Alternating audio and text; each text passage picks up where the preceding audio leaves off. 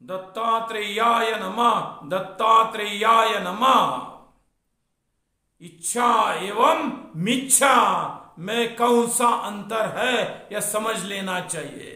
आजकल के जमाने में म्यूटेशन की बात बहुत ज्यादा चल रही है, इसलिए किसी को ऐसा लग सकता है कि इच्छा का एक रूप मिच्छा है क्या। वास्तव में इच्छा अलग है, मिच्छा अलग है। मिच्छा का मतलब होता है पीड़ा, मिच्छा का मतलब होता है परेशानी, मिच्छा का मतलब होता है तकलीफ। पीड़ा या संज्ञास्ति मिच्छा, पीड़ा या संज्ञास्ति मिच्छा, पीड़नस्य संज्ञास्ति मिच्छनम। पीड़ा को ही मिच्छा कहते हैं और पीड़न को, पीड़ा देने को मिच्छन कहा जाता है, यह समझ लेना चाहिए। मिच्छा, मिच्छा यानी परेशानी। व्यक्तिगत जीवन में भी आती है, परेशानी आती है, बहुत बार आती है। कभी कभी बहुत सारी परेशानियों का मुकाबला करने की जरूरत होती है। बहुत ही परेशानियां आती है। किसी गांव को भी कभी कभी बहुत सारी परेशानियों का मुकाबला करने की जरूरत होती है।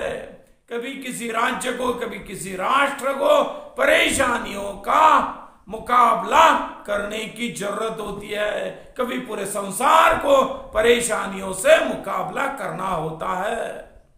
परेशानियां, जब परेशानियां बहुत ही बढ़ जाती है, चाहे व्यक्तिगत जीवन में हो या पूरे संसार में हो, परेशानियां बहुत ही बढ़ जाती है, तो हम कह सकते हैं कि परेशानियों की बाढ़ आई है।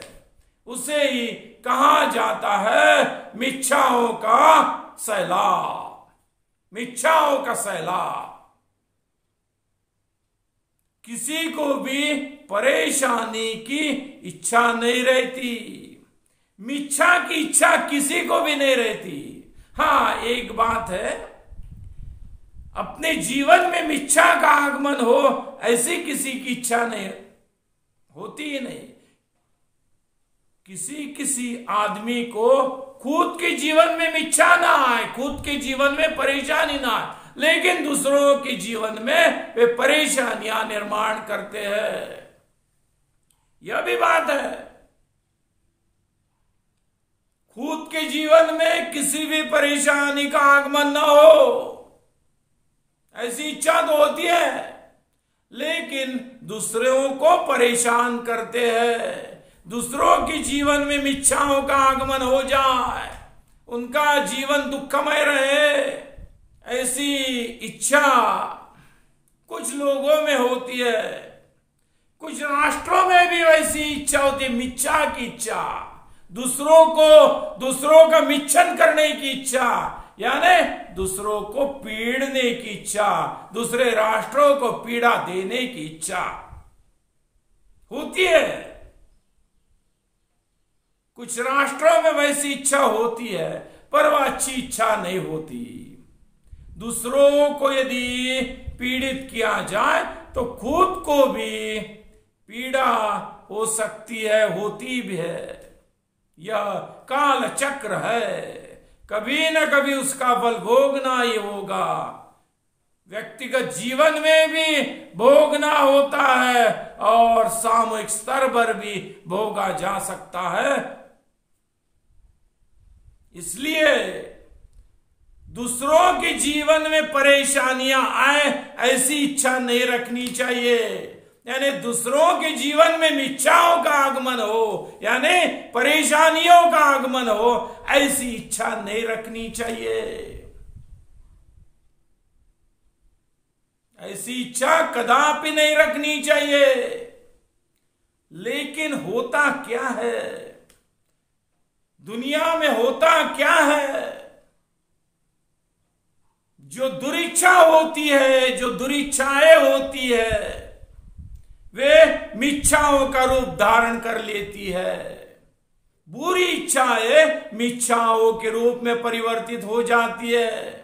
किसी को लग सकता है आजकल म्यूटेशन का युग है, म्यूटेशन चल रहा है, परिवर्तन, इच्छा शब्द का ही परिवर्तन मिच्छा में हुआ होगा, ऐसा किसी को लग सकता है, लेकिन वैसी बात नहीं है। इच्छा यह शब्द स्वतंत्र है, मिच्छा भी स्वतंत्र है। मिच्छा है ने पीड़ा या संज्ञास्ति मिच्छा, पीड़ा जो होती है परेशानी, तकलीफ, उसी को कहते हैं मिच्छा।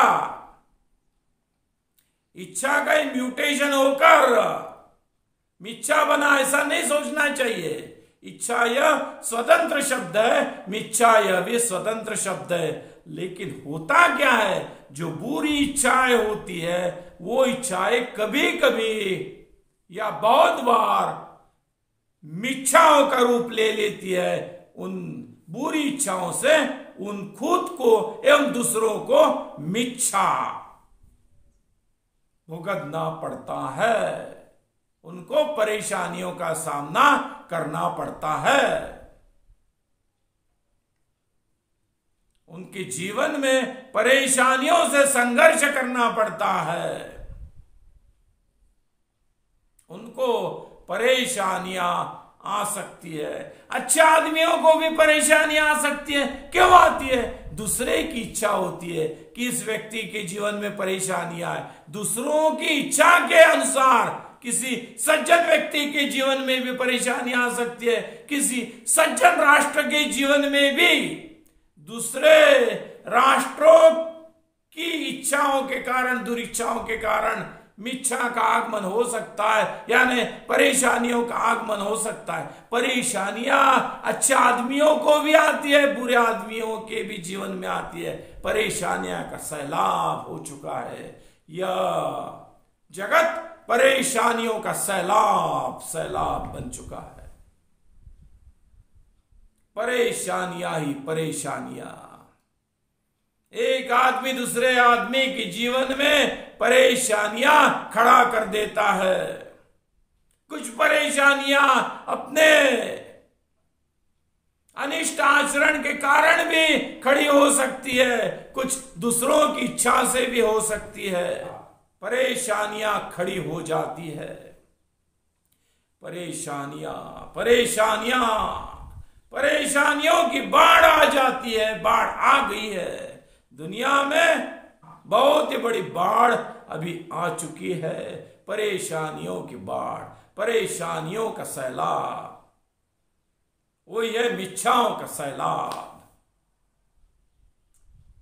यदि परेशानियां कम हो, दुनिया में जितनी परेशानियां हैं वो कम हो, ऐसी यदि इच्छा हो तो इन मिच्छाओं के सैलाब पर नियंत्रण रखने की बहुत ही जरूरत है। यह कैसा होगा, यह भी सोचना चाहिए। खुद के जीवन में भी परेशानियां न आए एवं हमारे द्वारा दूसरों के जीवन में भी परेशानियां पैदा न की जाए, ऐसा दृढ़ संकल्प कर लेना चाहिए। ऐसा यदि हुआ तो फिर कुछ हो सकता है, नहीं तो यह बाढ़ दुनिया के लिए खतरा ही होती है। यह परेशानियों की बाढ़ दुनिया के लिए खतरा ही साबित होती है, बार बार साबित हो चुकी है। पूरी दुनिया के सामने विषाणुओं के कारण खतरा पैदा हो गया। पूरे संसार में परेशानियों की बाढ़ आ गई। अब कुछ कम हो रही थी तो फिर से ओमाइक्रॉन वेरिएंट आ गया। ओमाइक्रॉन का मतलब होता है छोटा ओ, वह एक ग्रीक अक्षर है, ग्रीक ओमाइक्रॉन, उसे ओमिक्रॉन भी कहते हैं। बहुत सारे वेरिएंट्स आए, उन वेरिएंट्स का नाम जिस देश में उस वेरिएंट की मात्रा ज्यादा थी उस देश के नाम पर शुरुआती दौर में रखा गया, लेकिन किसी वेरिएंट का, किसी वायरस वेरिएंट का, कोरोना वायरस वेरिएंट का संबंध किसी देश से जोड़ देना अच्छा नहीं होगा। इस विचार स्थिति के कारण उनका नाम ग्रीक अल्फाबेट्स के आधार पर रखने की शुरुआत हुई। यह ओमाइक्रॉन, या जिसे ओमिक्रॉन भी कहते हैं, वह एक ग्रीक अल्फाबेट है, ग्रीक अक्षर है, एक ग्रीक सिलेबल है। उसका मतलब क्या है? बहुत सारे वेरिएंट्स आते हैं। अब ऐसा बोला जा रहा है कि डेल्टा वेरिएंट से भी यह खतरनाक हो सकता है। केवल यह एक आशंका है कुछ लोगों की, क्योंकि कुछ लोग बोलते हैं कि डेल्टा वेरिएंट में 15 म्यूटेशंस थे, लगभग 15 म्यूटेशंस। अभी यह साउथ अफ्रीका में जब जीनोम सीक्वेंसिंग हुई तब ओमाइक्रॉन वेरिएंट में 30 से या उससे भी ज्यादा म्यूटेशंस पाए गए।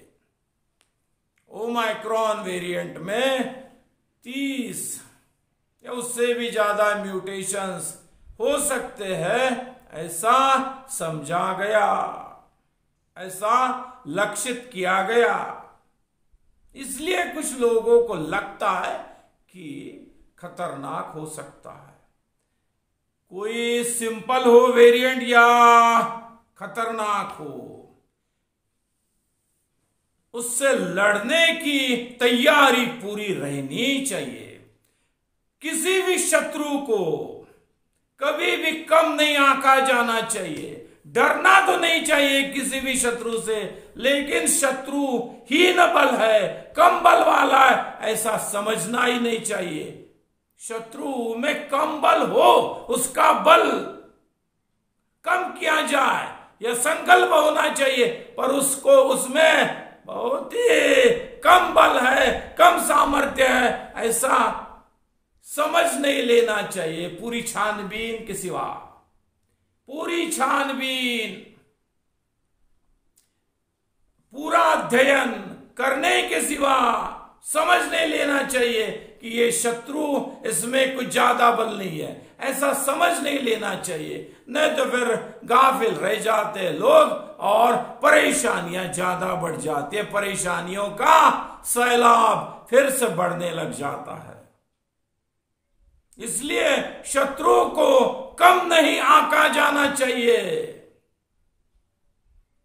एवं उससे डरना भी नहीं चाहिए। जितना शत्रु का बल है उससे ज्यादा बल अपनी यंत्रणा में तैयार करने की जरूरत होती है। उसके विरोध में, शत्रु के विरोध में लड़ने की जो यंत्रणा होती है, उसमें शत्रु से ज्यादा बल पैदा करने की आवश्यकता होती है। जो भी यंत्रणा, एंटीबॉडीज की निर्मित या उससे, उस शत्रु से बचना आदि जो भी मेजर्स हो, प्रिवेंटिव मेजर्स या अन्य कुछ, वो सब लेने चाहिए। उसके सामर्थ्य को बढ़ाते रहना चाहिए। शत्रु को हीन बल समझने की भूल नहीं करनी चाहिए। वो यदि सिद्ध हो गया इसका बल कुछ नहीं तो फिर ठीक है, पहले ही उसका बल कुछ नहीं, हम ऐसे ही रहेंगे, ऐसा नहीं करना चाहिए। पूरी तरह से सावधानता बरतनी चाहिए, सतर्कता बरतनी चाहिए, फिर शत्रुओं को परास्त करना आसान हो सकता है। गफलत में रहने से कुछ फायदा नहीं होता, हानि हो सकती है। गफलत में नहीं रहना चाहिए। गफलत में रहने से हानि हो सकती है।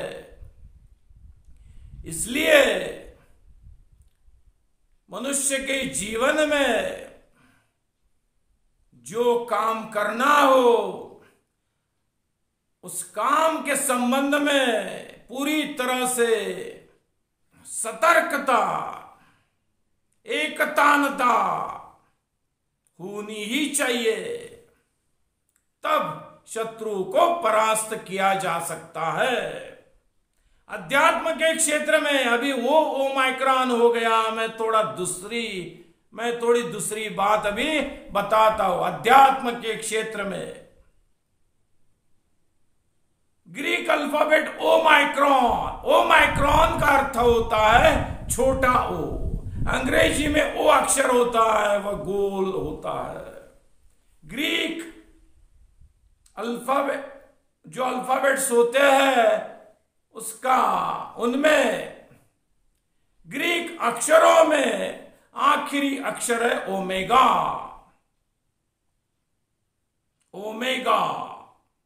ओमाइक्रॉन यानी छोटा हो, ओमेगा यानी बड़ा हो, मेगा हो।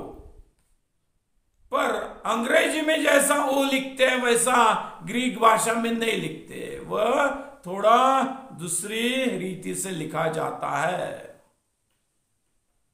दूसरी रीति से वह थोड़ा लिखा जाता है, पर वो है तो वो ही है, वो ओमेगा है, मेगा ओ है, वो मेगा ओ, और ओमाइक्रॉन छोटा ओ है।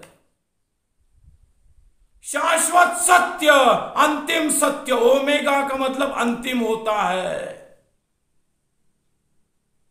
कुछ लोगों ने यदि अध्ययन किया होगा परमाब्धि का तो उन्होंने पढ़ा होगा ओम यह एक अक्षर है और उसके 10 अभिष्वण है, उन 10 अभिष्वणों में एक ओमेगा है। पढ़ा होगा, कुछ लोगों ने पढ़ा होगा 10 अभिष्वणों में एक ओमेगा है।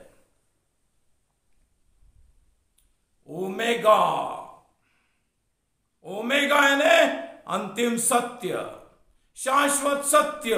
ओम से भी वही निर्देश होता है और ओमेगा का मतलब ही अंतिम सत्य दिखाने के लिए हो जाता है। वही विस्तृत ओ है, पूरे विश्वव्यापक ओ, विश्वव्यापक ओ, ओमेगा, मेगा ओ, ओमेगा है जो अंतिम सत्य है, जो पूरे विश्व को अपने में समा लेता है, जो अंतिम सत्य पूरे विश्व के लिए है, जो सभी धर्म संप्रदायों जातियों के लिए वही अंतिम सत्य है। ओमेगा या अभिष्वण भी उसकी ओर इशारा करता है। ओमेगा या अभिष्वण भी अंतिम सत्य की ओर इशारा करता है। सभी धर्म संप्रदाय जातियों के लिए अंतिम वैचारिक सत्य कौन सा है, अंतिम विश्व धर्म सत्य कौन सा है, उसकी ओर ओमेगा भी निर्देश करता है। 10 जो अभिष्वण है उसकी ओर ओमेगा यह अभिष्वण भी निर्देश करता है। यह बहुत बड़ा वो है। ओमेगा का अध्यात्म की दृष्टि से बहुत बड़ा, जिसमें सब कुछ समा जाता है, ऐसा गोल, ऐसा ओमाइक्रॉन यानी छोटा ओ, बहुरूप तो छोटा वो है। वह अंतिम सत्य जिसने पा लिया वह बहुरूप को निगल लेता है। बहुत बड़ा पिटारा होता है, छोटे पिटारे को अपने में समा लेता है। एक संदूक होता है बहुत बड़ा, उसमें छोटा संदूक समा जा सकता है। एक बहुत बड़ा बॉक्स होता है, उसमें छोटा बॉक्स समा जाता है। विश्वव्यापक अंतिम सत्य रूप ओमेगा में ओमाइक्रॉन समा जाता है, बहुरोग समा जाता है। पर यदि ओमाइक्रॉन इस बहुरोग को ओमाइक्रॉन मान लिया तो वह समा जाता है, वह खत्म हो जाता है, बहुरोग को निगल लिया जाता है। अध्यात्म ज्ञान के उदर में बहुरोग समाप्त हो जाता है। ओमेगा रूप अंतिम सत्य के उधर में ओमाइक्रॉन रूप भवरोग खत्म हो जाता है। यह बहुत बड़ी बात है, बहुत बड़ी बात है। ओमेगा यह छुटपुट नहीं है, सत्य अंतिम सत्य है। ओमेगा यह शब्द अंतिम सत्य की ओर इशारा करता है, जो अंतिम सत्य सभी मानवों के लिए।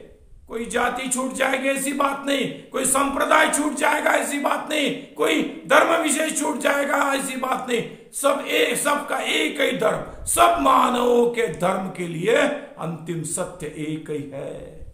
उस अंतिम शाश्वत सत्य, अंतिम वैचारिक सत्य, अंतिम धार्मिक सत्य, अंतिम आध्यात्मिक सत्य कि किसी भी शब्द में आप उसका वर्णन कीजिए, अंतिम सत्य एक ही होता है। अंतिम वैचारिक सत्य एक ही है। अंतिम वैचारिक सत्य का निर्देश ओमेगा के द्वारा होता है।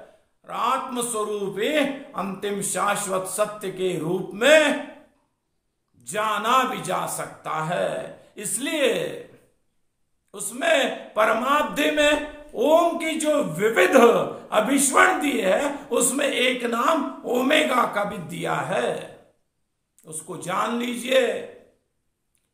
शाश्वत सत्य रूप अध्यात्म ज्ञान को जान लीजिए, जो सभी धर्मों के लिए, सभी संप्रदायों के लिए, सभी जातियों के लिए है। इसका मतलब यही है कि सभी मानवों के लिए अंतिम सत्य एक ही है, उसको जान लीजिए।